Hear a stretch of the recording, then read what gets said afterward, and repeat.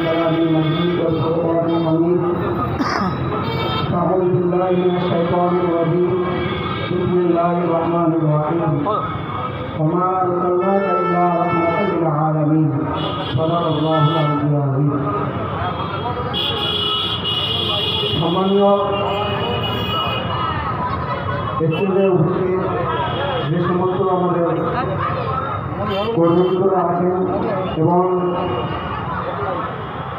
মঞ্চের সামনে যে সমস্ত আমার ভাইরা আছেন, সবাইকে সালাম সাধুবাদ জানিয়ে আজকে তিনটে ভাষা বলতে আমি কিছু কথা বলবো।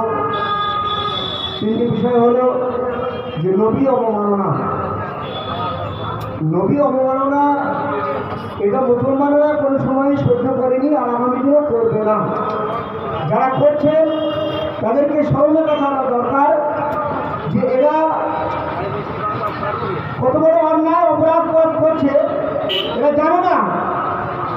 যেহেতু আল্লাহ পাক কালাম পাকের মধ্যে বলেছেন ওমা আরসালনাকা ইল্লা রাহমাতাল লিল আলামিন, আমি আমার হাবিবকে সারা ওয়ার্ল্ডের জন্য, কোনো দেশের জন্য নয়, কোনো রাজ্যের জন্য নয়, কোনো দেশের জন্য নয়, সারা পৃথিবীর জন্য, দুনিয়ার শুরু থেকে শেষ পর্যন্ত আমি আমার হাবিবকে নবীকে রাহমাতুল লিল আলামিন করে পাঠিয়েছি দুনিয়ায়।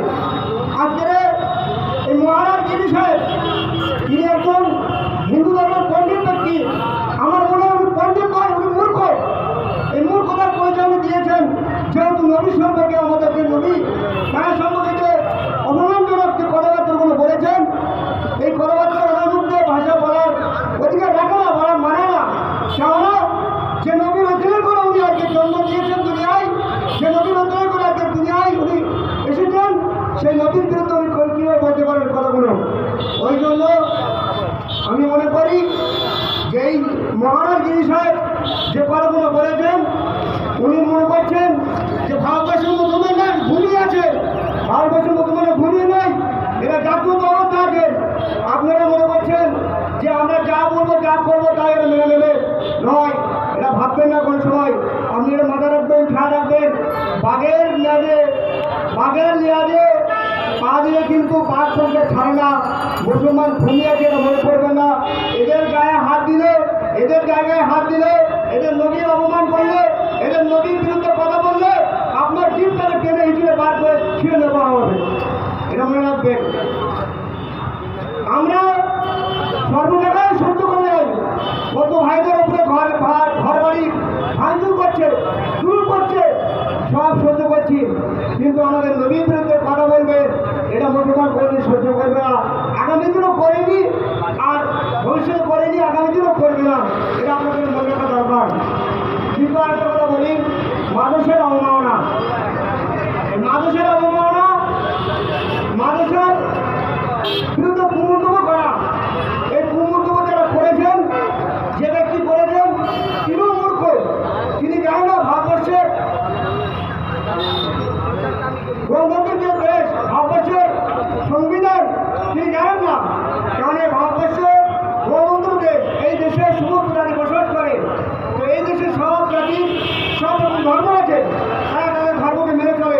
যেমন আমাদের ধর্ম, আমাদের ধর্মের মধ্যে যে মূল কেতাব কালামুল্লাহ শরীফ, সে কালামুল্লাহ শরীফের মধ্যে ঘোষণা করা হয়েছে লাকুম দীনুকুম ওয়ালিয়া দীন, তোমার ধর্ম তোমার কাছে, আমার ধর্ম আমার কাছে। ওই জন্য কেউ ধর্মের উপরে আঘাত আনতে পারে না। আমি মনে করি এই তো কিছুদিন আগে আমরা এখান থেকে বন্যার লাইনে এক স্কুলে সেখানে পড়াশুনো করা বাদে আরেকজন তারা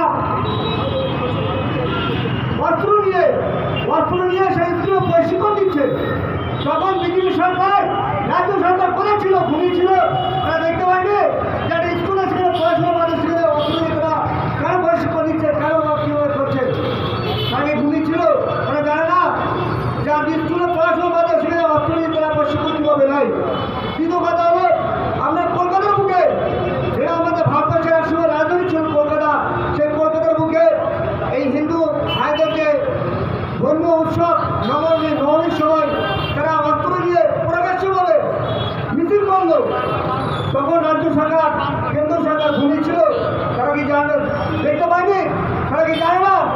আর আজকে মাদ্রাসায় আপনারা পুজো একটা মাদ্রাসা বার করেন যে সেখানে জঙ্গি সংগঠন তৈরি হয়, আর সেখানে অস্ত্র নিয়ে